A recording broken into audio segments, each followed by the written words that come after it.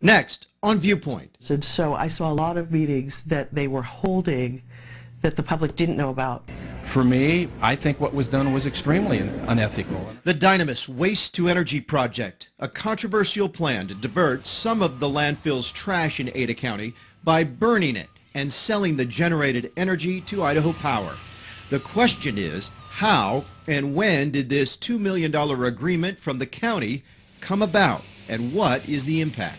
It just was a lot of meetings, a lot of behind closed door things going on that one day miraculously turned into a signed contract. Since that June 2010 deal, $2 million has been paid out from Ada County to DynaMESS. KTVB obtained the payment records. County money paid not only for planning and engineering services, but also thousands of dollars in computer equipment for DynaMESS. Everything has just been going along, click, click, click, giving DynaMESS everything that they've asked for. And the public was never involved in it. Today on Viewpoint, one of the architects of the deal between the county and DynaMESS, Commissioner Sharon Ullman, on the record. Who's involved? What's at stake? And why so many are so concerned. From Idaho's News Channel 7 comes Idaho's longest-running public affairs program. This is Viewpoint. Hello and welcome to Viewpoint. Alongside my colleague, KTVB reporter Jamie Gray, we welcome Ada County Commissioner Sharon Ullman to Viewpoint. Thank you for being here. My pleasure. As you know, Commissioner, Jamie has done a lot of the heavy lifting, a lot of the research involved in this. I asked her to be on today's show. Her piece last week laid out the questions that so many have raised during the latter end of this process, not so much at the beginning. So let's get right to it. You saw in the piece, closed-door meetings, no public input.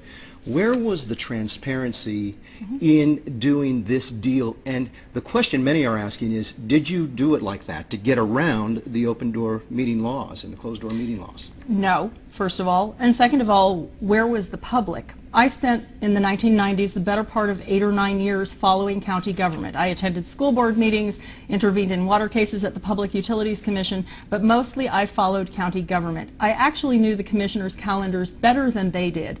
Case in point, we were at a public hearing. I was not a commissioner. They tried to schedule something over the top of another meeting, and I had to call it to their attention. The public, I have tried for years and years to get involved in county government. If they're satisfied with what's going on, they pay absolutely no attention. These weren't secret meetings. These were meetings on our calendar. There were not a lot of meetings. I was asked by Fred Tillman to meet with some folks who had a proposal that sounded like it might answer some concerns that we'd had at the landfill. The then landfill director had come to the board 4 or 5 times and said, we don't have enough money, we're going to have to raise rates. And each and every time, Fred Tillman, Rick Izaguirre, and I sent him back and said, no, not in this economy especially. You have to figure out a better way. We are not going to raise rates on our landfill customers. So at that point in time, when Commissioner Tillman came to me and asked me to meet with these folks, sure, why not? Now, there's a really strong misperception. These folks being DynaMESS. DynaMESS, yes, correct. There's a misperception about the open meeting law, the concept of serial meetings. While serial meetings are illegal, they are illegal only when the board has something under consideration. If we have, for example, a development services application before us or coming up on an agenda, if we have a contract before us, then we cannot meet. There is that, but you know how this looks. Well, how it looks is that people do not understand the process of county government. Again, when we sign hundreds of contracts every year, we never take public testimony on contracts. It simply does not happen. We have under construction right now a $6 million jail expansion. We have never taken public testimony on that jail expansion.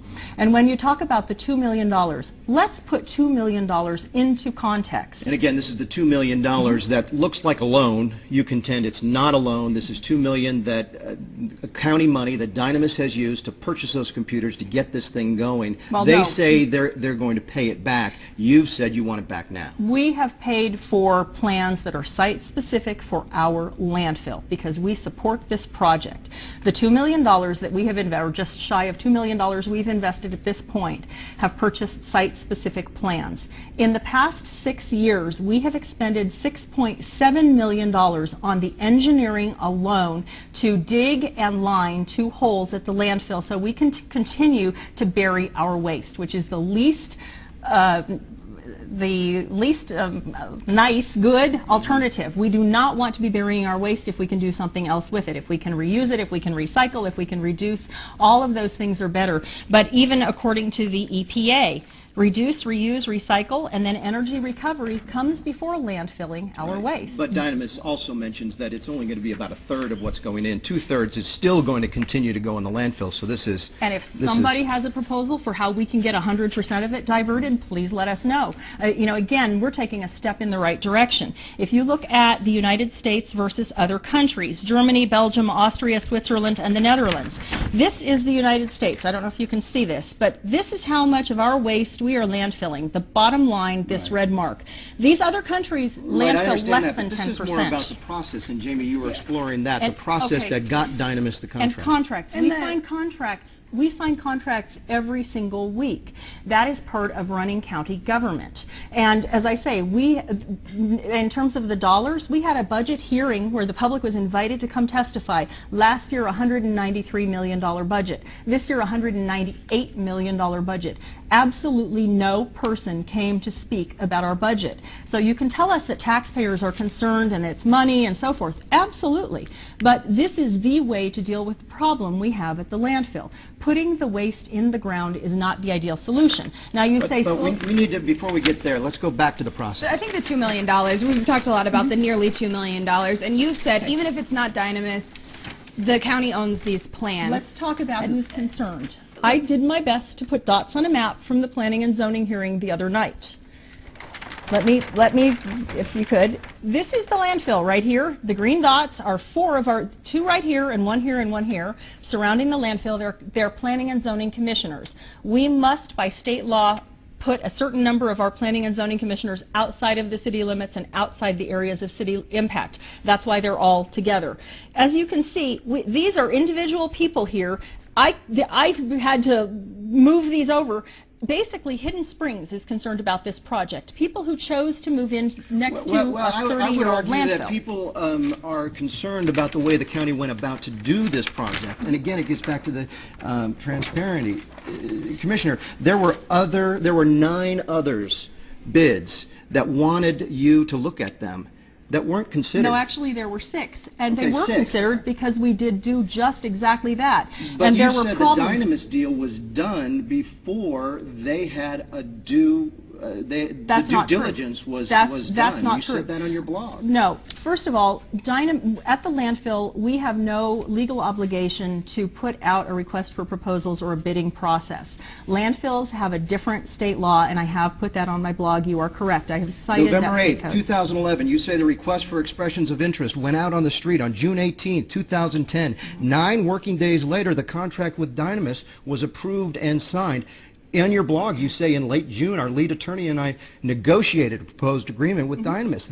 That appears to have been, if you say it's done legally, was it done ethically?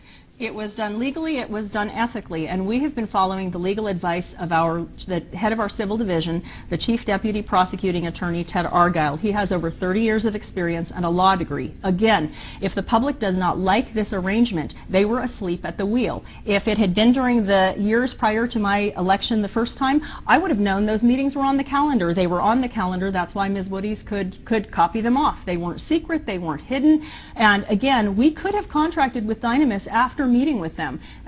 We chose not to do that. I said, I think we need to find out if there are other folks out here who can do this. People who are in the business are looking for opportunities to submit proposals. We put out a request for expressions of interest, and we received 7 of those.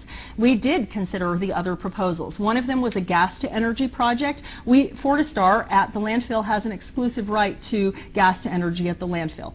So obviously we did not consider that one. One of the other proposals was for woody biomass. We did not have a high enough quantity of woody biomass. We have put out that request for expressions of interest a couple of times since then, and we are still looking for other projects at the landfill. It was not exclusive to DynaMESS. It was not illegally done. We contracted with them. People say it was reverse engineered in a way so that DynaMESS was going to come out on top. And in the meeting, some of them, the first contract signed in 4 minutes, and I've listened to other meetings that occurred when the contracts were changed, when the franchise agreement was changed. it seems pretty quick in those public meetings. And I think what is not understood in the outside world, when we meet with our attorneys, we do that in executive session. So yes, there are conversations going on about what the attorneys ultimately put in those contracts as the final decisions. And again, if the public is not paying attention, first of all, they're going to be caught off guard. They're trying to unbreak the egg.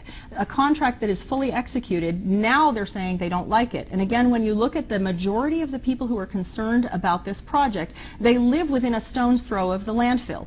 When you look at the rest of the county, with all the publicity that has gone on about this project, when finally there was this big event with the Planning and Zoning Commission, we didn't get a single person from CUNA showing up and saying, oh my goodness, I think this is a bad idea. And when you go back and you look at why, But if they do, on your theme, if they do unbreak the egg, we're not talking about a $2 million loss here. This is a potential lawsuit that could go $50 and $60 million from DynaMESS back to Ada County saying this is what we stood to make over the course of the next 10, 12 years. This could be stakes higher than Ada County has ever seen before. Do you understand that? I understand that. I understand that when I took office as a commissioner, I didn't like the 20-year contract at Les Bois Park. I didn't like the 20-year contract for the RV park for $50 and $100 a year respectively.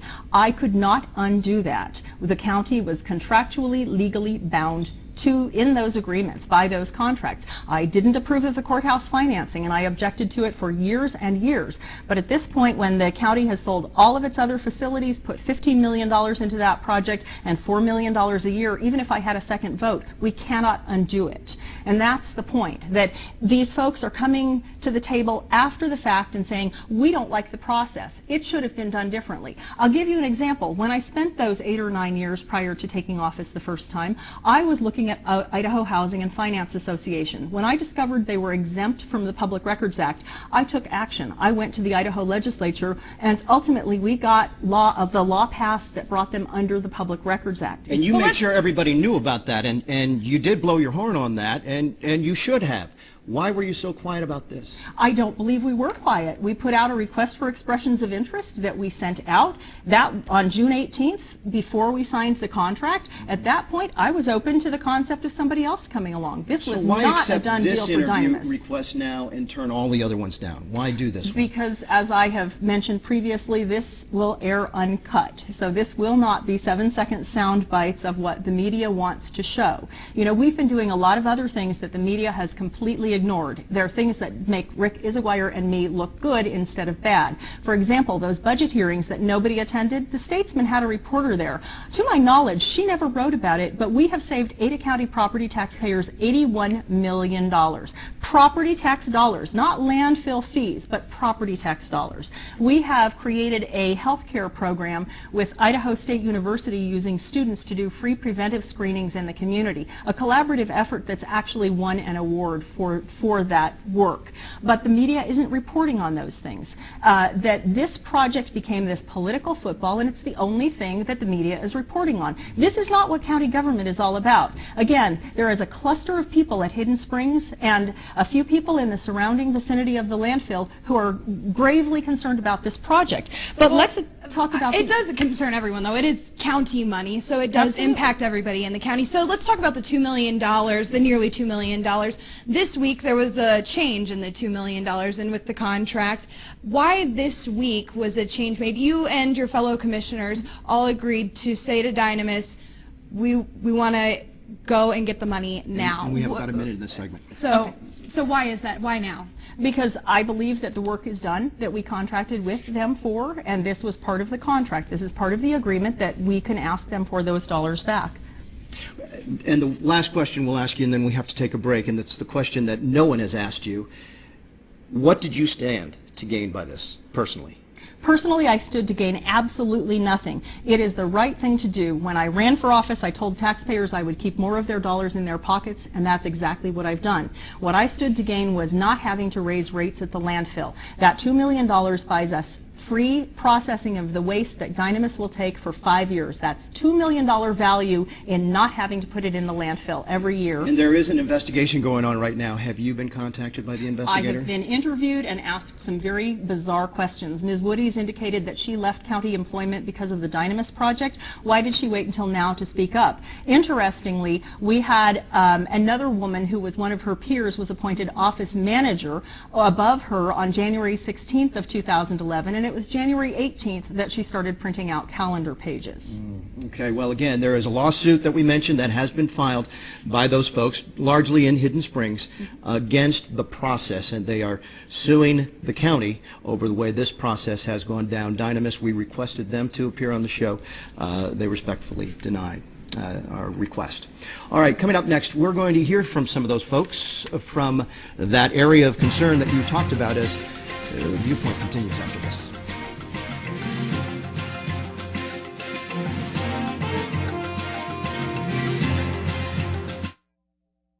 Welcome back to Viewpoint. Our topic today is Dynamis at the Hidden Hollow landfill, and we're joined by a couple of residents who live in that vicinity. This is Dr. Richard Llewellyn. He is a Boise scientist, a PhD in biochemistry, and also Karen Danley.